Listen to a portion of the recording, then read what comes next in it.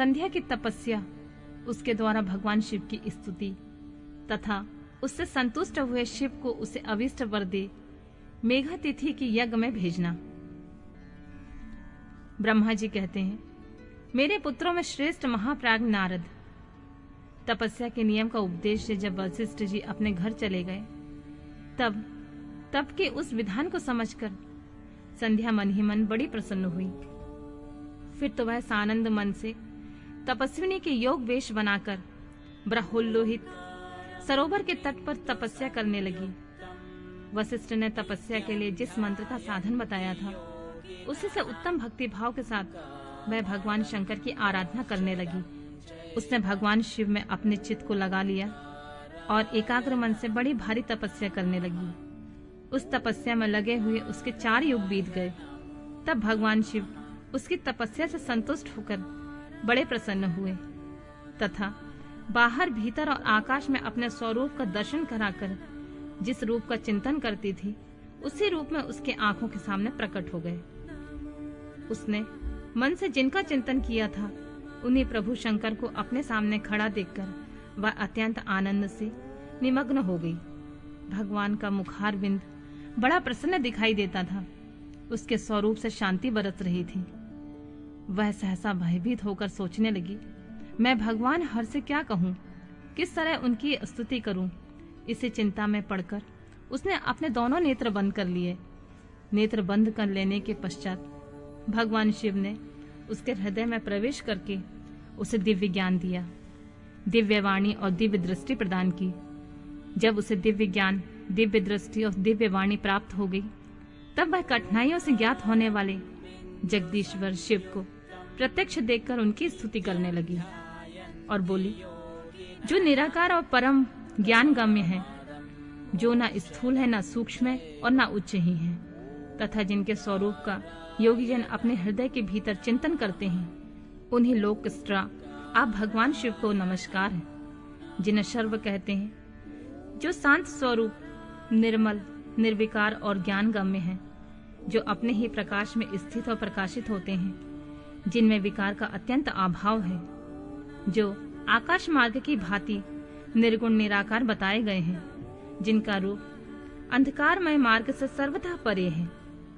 उन नित्य प्रसन्न आप भगवान शिव को मैं प्रणाम करती हूँ, जिनका एक रूप शुद्ध बिना माया के प्रकाशमान, सच्चिदानंदमय, सहज निर्विकार, नित्यानंदमय, सत्य, ऐश्वर्य से युक्त, प्रसन्न तथा लक्ष्मी जी को देने वाला है। उन आप भगवान शिव को नमस्कार है, जिनके स्वरूप की ज्ञान रूप से ही उपभावना की जाती है, जो इस जगत में सर्वथा भिन्न है एवं सत प्रधान, ध्यान के योग, आत्मस्वरूप सारभूत, सबको पार लगाने वाला तथा पवित्र वस्तुओं में भी परम पवित्र है। उन आप महेश्वर को मेरा नमस्कार, जो आपका स्वरूप शुद्ध, मनोहर, रत्नमय, आभूषणों से विभूषित तथा स्वच्छ कपूर के समान गौर्ण वर्ण है, जिसने अपने हाथों में वर, अभय, शूल तथा मुंड धारण कर रखा है। उस दिव्य चिन्मय सगुण आकार विग्रह से सुशोभित आप योगा युक्त भगवान शिव को नमस्कार है। आकाश, पृथ्वी, दिशाएं, जल, तेज तथा काल, ये जिनके रूप हैं, उन आप परमेश्वर को नमस्कार। प्रधान और पुरुष जिनके शरीर से प्रकट हुए हैं, अर्थात वे दोनों जिनके शरीर हैं, इसलिए जिनका यथार्थ रूप अव्यक्त है, उन भगवान शंकर को बारंबार नमस्कार, जो ब्रह्मा होकर जगत की सृष्टि करते हैं, जो विष्णु होकर संसार का पालन करते हैं तथा जो रुद्र होकर अंत में सृष्टि का संहार करते हैं। उन्हें आप भगवान सदाशिव को बारंबार नमस्कार, जो कारण के भी कारण है, दिव्य अमृत रूप ज्ञान तथा अणिमा एवं ऐश्वर्य प्रदान करने वाले हैं, उन समस्त लोकांतरों को वैभव देने वाले हैं, स्वयं प्रकाश रूप हैं और प्रकृति से परे हैं। उन परमेश्वर शिव को नमस्कार, नमस्कार। यह जगत जिनसे भिन्न नहीं कहा जाता, जिनके चरणों से पृथ्वी तथा अन्य अंगों से संपूर्ण दिशाएं, सूर्य, चंद्रमा, कामदेव एवं अन्य देवता प्रकट हुए हैं और जिनकी नाभि से अंतरिक्ष का आविर्भाव हुआ है, उन्हीं आप भगवान शंभु का मेरा नमस्कार है। प्रभु, आप ही सबके उत्कृष्ट परमात्मा हैं, आप ही नाना प्रकार की विद्याएं हैं, आप ही हर और आप ही सद्ब्रह्म पर ब्रह्म है। आप सदा से विचार में तत्पर रहते हैं, जिनका ना आदि है, ना मध्य है और ना अंत है, जिनसे सारा जगत उत्पन्न हुआ है तथा जो मन तथा वाणी का विषय नहीं है। उन महादेव जी की स्तुति मैं कैसे कर सकूंगी। ब्रह्मा आदि देवता और तपस्या के धनी मुनि भी जिनके रूपों का वर्णन नहीं कर सकते, उन्हीं परमेश्वर का वर्णन अथवा स्तवन मैं कैसे कर सकूंगी। प्रभु, आप निर्गुण हैं, मैं मूढ़ स्त्री आपके गुणों को कैसे जान सकती हूँ। आपका रूप तो ऐसा है जिसे इंद्र सहित संपूर्ण देवता और असुर भी नहीं जानते हैं। महेश्वर, आपको नमस्कार है। तपोमय, आपको प्रणाम है। देवेश्वर शंभु, मुझ पर प्रसन्न होइए, आपको मेरा बारंबार प्रणाम है। ब्रह्मा जी कहते हैं, नारद, संध्या का यह स्तुतिपूर्ण वचन सुनकर उनके द्वारा भली भांति प्रशंसित हुए भक्त वत्सल भगवान परमेश्वर शंकर बहुत प्रसन्न हुए। उनका शरीर वकल एवं मृग चर्म से ढका हुआ था। मस्तक पर पवित्र जटाजूट शोभा पा रहे थे। उसी समय पाले के मारे हुए कमल के समान उनके कुम्हलाए हुए मुख को देखकर भगवान हर दया से द्रवित हो उनसे इस प्रकार बोले, भद्रे, मैं तुम्हारी इस उत्तम तपस्या से बहुत प्रसन्न हूँ। शुद्ध बुद्धि वाली देवी, तुम्हारे इस स्तवन से मैं मुझे बड़ा संतोष प्राप्त हुआ है।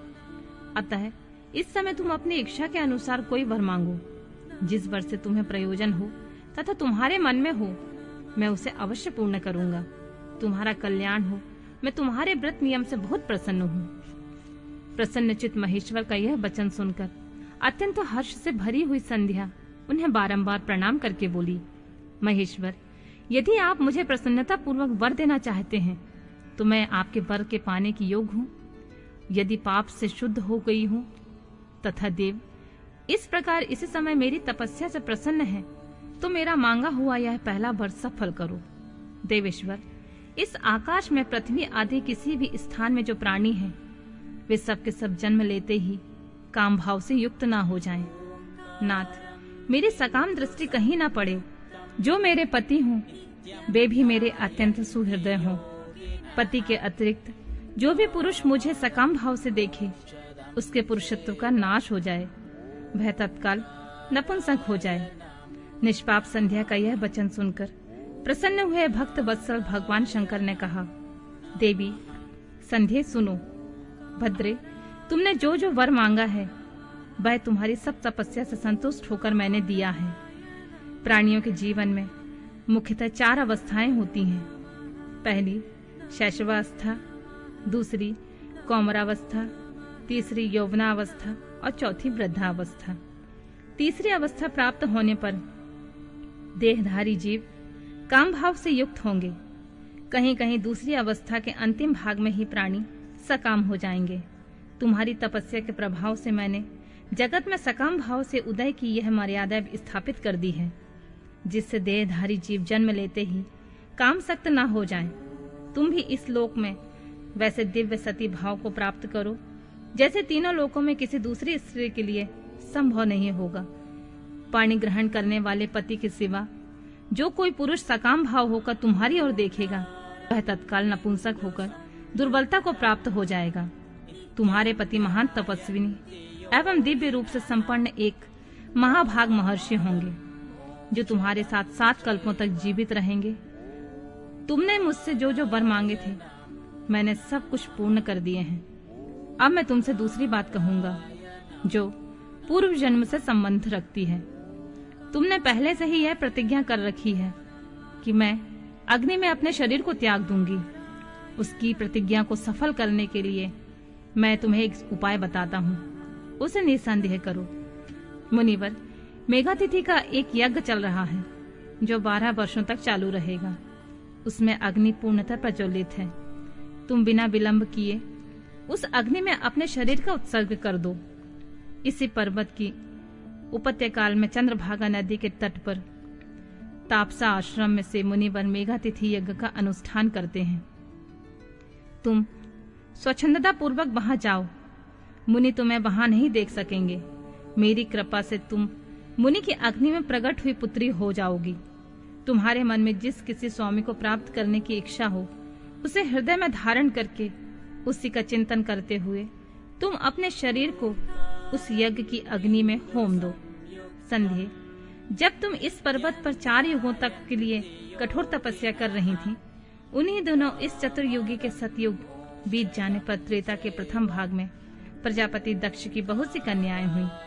उन्होंने अपनी इन सुशीला कन्याओं का यथायोग वरों के साथ विवाह कर दिया। उसमें से 27 कन्याओं का विवाह उन्होंने चंद्रमा के साथ किया। चंद्रमा अन्य सब पत्नियों को छोड़कर केवल रोहिणी से प्रेम करने लगी। इसी कारण क्रोध से भरे हुए दक्ष ने जब चंद्रमा को शाप दे दिया, समस्त देवता तुम्हारे पास आए, परंतु संध्या, तुम्हारा मन तो मुझ में लगा हुआ था, अतः तुमने ब्रह्मा जी के साथ आए हुए उन देवताओं पर दृष्टिपात नहीं किया। तब ब्रह्मा जी ने आकाश की ओर देखकर और पुनः चंद्रमा को स्वरूप प्राप्त करें यह उद्देश्य मन में रखकर उन्हें शाप से छुड़ाने के लिए एक नदी की सृष्टि की, जो चंद्रभागा नदी के नाम से विख्यात हुई। चंद्रभागा के प्रादुर्भाव काल में ही महर्षि मेघातिथि यहाँ उपस्थित हुए थे। तपस्या के द्वारा उनकी समानता करने वाला कोई दूसरा नहीं हुआ, ना है न होगा। उन महर्षि ने महान विधि विधान के साथ दीर्घ काल तक चलने वाले नामक यज्ञ का आरंभ किया। उसमें अग्निदेव पूर्ण रूप से प्रज्वलित हो रहे थे। उसी आग में तुम अपने शरीर को डाल दो और परम पवित्र हो जाओ। ऐसा करने से उस समय तुम्हारी वह प्रतिज्ञा पूर्ण हो जाएगी। इसी प्रकार संध्या को उसके हित का उपदेश देकर देवेश्वर भगवान शिव वहां से अंतर्ध्यान हो गए।